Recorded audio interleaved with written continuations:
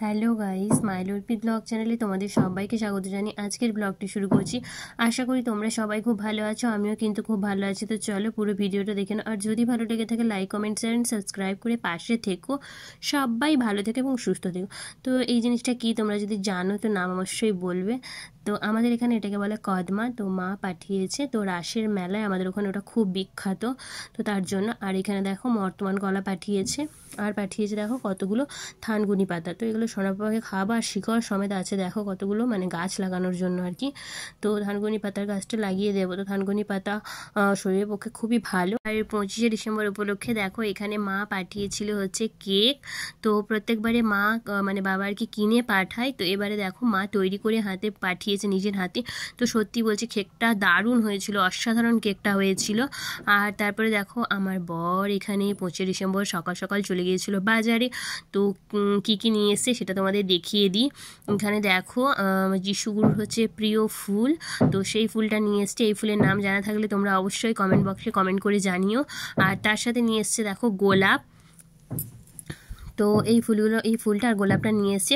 তো আরও কিছু জিনিস নিয়ে এসছে, সেগুলো সব তোমাদের দেখাবো একে একে করে। তো দেখো এখানে নিয়ে এসছে সোনা পাপার ড্রেস। তো আমার এই ড্রেসটা মানে খুব খুব পছন্দ হয়েছে। আর আমি তোমাদের দাদাভাইকে বলেছিলাম যে সোনা পাপার জন্য আর কি ড্রেসটা নিয়ে আসতে, কারণ ওকে এই ড্রেসটা পরাবো। তো আমার এটা খুব ইচ্ছে ছিল। আর এখানে দেখো ক্রিসমাস ট্রিও নিয়ে এসছে, তো খুব সুন্দর লাগছে। মানে তোমাদের কেমন লাগছে অবশ্যই তোমরা জানিও, আমার তো খুবই ভালো লাগছে। তো তো দেখো তোমরা কমেন্ট করে কিন্তু জানিও। আর এখানে দেখো একটা কেক নিয়ে এসছে, এটা হচ্ছে ভাইপোকে দেবো বলে, মানে দাদাদেরকে দেবো বলে আর কি। তো যেহেতু দাদারাও আমাদের সোনা বাবাকেও কিন্তু কেক দিয়েছে, তো সেটাও তোমাদের দেখাবোই। যে দেখো ভাইপো দিচ্ছে কেক, মানে দাদার ছেলে আর কি, বড় বাবা। তো ও দিচ্ছে কেক সোনা বাবাকে, দেখো। তারপরে এখানে দেখো বাবা ছেলে দুজনকে দেখো কেমন লাগছে। আর এখানে তো আমার সাথে আর কি একটু কথা হচ্ছিল। তো তারপরে দেখো এখানে ও বড় বাবা এসে গেছে এখানে। তো কেক কাটিং কখন হবে আর কি, এইসব একটা উৎসাহ মনে। তো এখানে আগে যিশুগুরুকে আর কি সাজানো, মানে চেয়ারে ভালো করে সাজিয়ে আর কি বসানো হবে। তারপরে আমরা মোমবাতি জ্বালিয়ে কেক কাটবো। তো আমি কিন্তু সকাল থেকে এখনও অনেক, প্রায় বেলা 12টার কাছাকাছি বাজতে চায়, আমি এখনও কোনো কিছুই খাইনি। তো যিশুগুরুর কাছে আগে কেকটা কেটে নেব, তারপরে কেকটা দিয়ে খাওয়াটা স্টার্ট করব আর কি। তো সকাল থেকে এখন আমার কিছু খাওয়া হয়নি। তো আগে হচ্ছে যিশুগুরুর কাছে কেকটা কাটিং করব। তো চলো তোমরা পুরো ভিডিওটা দেখতে থাকো। আর যদি ভালো লাগে please please like comment share and subscribe করে পাশে থেকো। সবাই ভালো থেকো আর সুস্থ থেকো। তো তারপরে এখানে দেখো ক্রিসমাস ট্রিটাও তোমাদের দাদাভাই সব সাজিয়ে দিচ্ছিল, কারণ আমি সোনা পাপাকে এদিকে রেডি করছিলাম আর কি। তারপরে এসে ঠাকুর পুজো করলাম, সোনা পাপাকে রেডি করলাম, দিয়ে এদিকে আর কি কেক টেকগুলো সাজিয়ে নেবো প্লেটে, দিয়ে কেক কাটিং করব। তারপরে ওদিকে এখনও রান্নাবান্না বাকি আছে। তো আজকের দিনটা সবাই ফিস্টে যায়, খুব আনন্দ করে। তো আমরা এক বছর আর কি গিয়েছিলাম নৌকোতে করে ফিস্ট করতে, মানে নৌকোতে করে গিয়েছিলাম জানো তো, আর অনেক দূরে গিয়েছিলাম। তো ফিস্ট করে আবার নৌকোতে করেই বাড়ি ফিরেছিলাম। তো পুরো যাত্রাপত্রই আমাদের ছিল নৌকো, মানে পুরোটাই গেছি নৌকোতে করে, কোনো রকম অন্য কোনো মানে গাড়ি নয়, শুধুই নৌকো। তো সোনাপা হওয়ার পর থেকে এখন আর কি কোথাও যাচ্ছি না। তো সোনাপা বড় হয়ে যাবে একটু, তারপরে নিশ্চয়ই যাবো। তো সেই সময় তোমাদের নিশ্চয়ই শেয়ার করব। আর এখানে দেখো সোনাপাকে সাজিয়ে দিয়েছি, তো কেমন লাগছে তোমরা কিন্তু কমেন্টে জানিও, হ্যাঁ। আর শানটা সাজিয়ে দিয়েছি সোনাপাকে।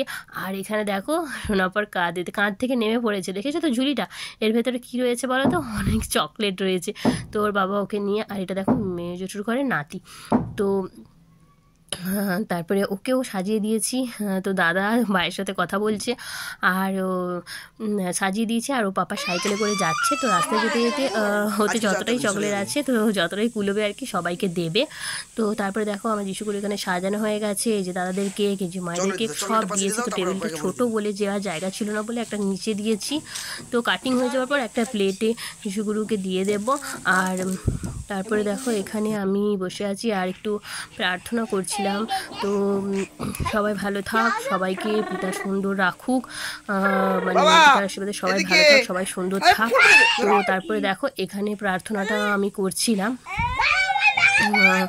আর পিতার সামনে। তারপরে দেখো এখানে কেক কাটিংটা করে নিলাম। তো তারপরে আমি এখানে কেক কাটিংটাও করে নিলাম।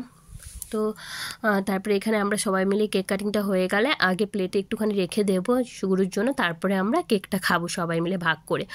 আর এখানে দেখো সোনা পাপা নিয়ে বসে পড়েছে কেক, আর নিয়ে দেখো কি করছে, ঘাঁটা ঘুঁটি করে যাচ্ছে জানো তো কেকটাকে নিয়ে।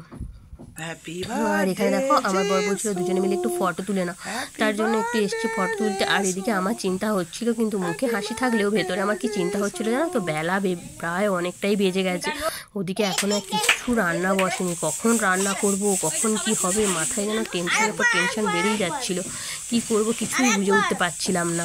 তো মানে এরকম একটা ব্যাপার হচ্ছিল। আর এই দিয়ে দেখো সাজিয়েছে, এটা হচ্ছে দিদিদের বাড়িতে সাজিয়েছে।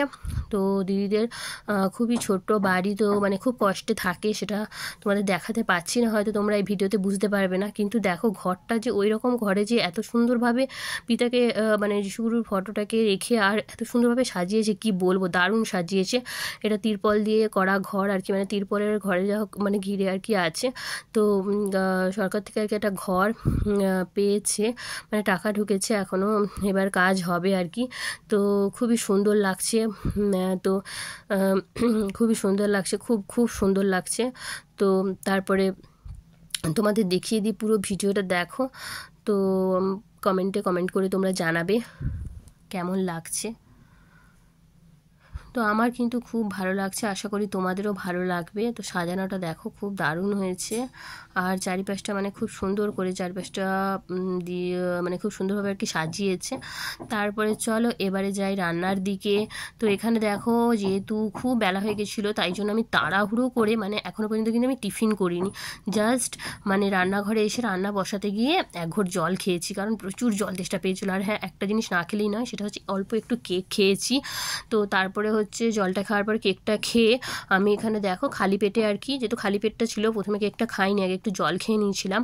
আর তারপরে এখানে দেখো তাড়াতাড়ি করে আমি আর কি এখানে সমস্ত সবজি মানে মা কেটে দিয়েছিল, আর আমি এখানে দেখো চট করে তরকারিটা বসিয়ে দিলাম, মানে পালং শাকের তরকারি। এখনও চিকেন হবে, তো ভাত হবে, যেহেতু তোমাদের দাদাভাই খাবে না, কারণ মেজদার বাড়িতে হচ্ছে ছাদ ঢালাই হচ্ছে, তো ওখানে নিমন্ত্রণ রয়েছে, তার জন্য হচ্ছে তোমাদের দাদাভাই ওখানেই খাবে, আর মা আর আমি খাবো, আর ভাইপোর নিমন্ত্রণ করেছি, তো ও খাবে। তো ও তো এখন খেতে চাইবে না, কারণ ওরও নিমন্ত্রণ রয়েছে, ও হয়তো একটু আধটু খাবে, তো যাই খাক ও খাবে, তো আমরা তিনজনেই খাবো আর কি। তো তোমার দাদা বাবা রাত্রে খাবে, ও এখন খাবে না যেহেতু নিমন্ত্রণ রয়েছে। আর তারপরে দেখো এখানে উপরে চলে এসেছি ভাত বসাতে, কারণ আমি ভেবেছি যে নিচে তরকারিটা হতে হতে ওপরে ভাতটা হয়ে যাবে, আর কারণ অনেকটাই বেলা হয়ে গেছিলো, তো ওপরে ভাতটা হয়ে যাবে আর নিচে তরকারি, মানে দুদিকে দুটো তরকারি বসিয়ে দেবো, একদিকে চিকেন মানে চিকেন বসাবো আর কি, আর একদিকে পালং শাক। তো আবহাওয়াটা কেমন দেখো, পুরোই মানে একটা বৃষ্টি বৃষ্টি ওয়েদার আর কি, 25 ডিসেম্বরের দিনটা ছিল মেঘলা, একটু একটু বৃষ্টি পড়ছে, তো এরকম একটা। আমি ছাদে এসেছিলাম একটুখানি, তারপর দেখো সব জামা কাপড় মেলা রয়েছে ছাদের মধ্যে, তো তারপর আবার নিচে চলে যাব। তো দেখো এখানে নিচে দেখো আমার এখানে পালং শাক বসিয়ে দিয়েছি, আর ওখানে বসিয়ে দিচ্ছি মাংসটার জন্য সমস্ত মশলা মানে কষাতে আর কি দিয়ে দিচ্ছি। তো খুব সিম্পলভাবে রান্না করবো, বেশি রিচ করবো না, কারণ তোমাদের দাদাভাই না যখন বাইরে থাকে সবসময় রিচ খাওয়া দাওয়া করে, ওই জন্য না ও একটু বাড়িতে আর কি একটু প্লেন মানে খাবার খেতে ভালোবাসে।